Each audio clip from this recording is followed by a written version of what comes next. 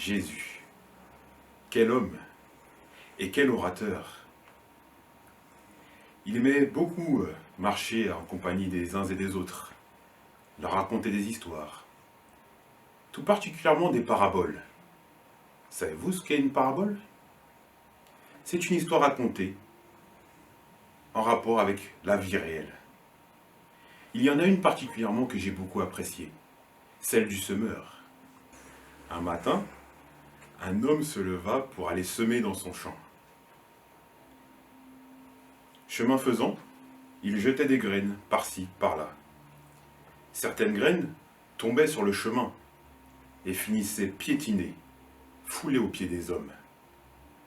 D'autres graines tombaient dans un terrain pierreux. Elles prenaient racine, mais finirent par faner. D'autres parties des graines qui étaient jetées çà et là tombèrent dans les ronces et les épines. La semence prit, mais les épines étouffèrent cette semence. D'autres graines encore tombèrent dans une terre accueillante, fertile, riche. Ces graines poussèrent et germèrent pour finir par porter du fruit et beaucoup de fruits. Cette semence représente la parole de Dieu. Les différents terrains représentent le cœur de l'homme.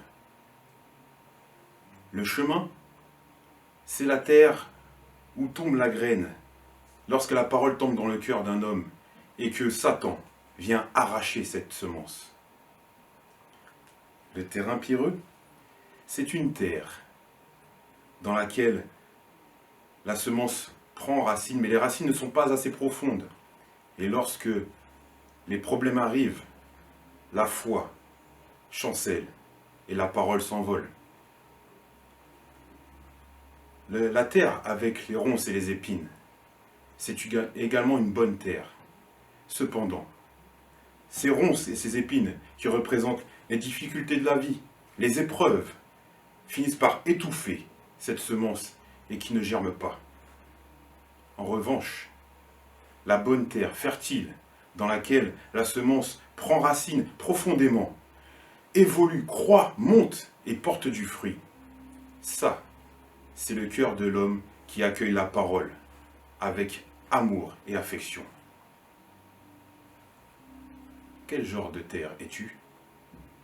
Seras-tu le terrain pierreux? Le chemin? Seras-tu un terrain plein d'épines?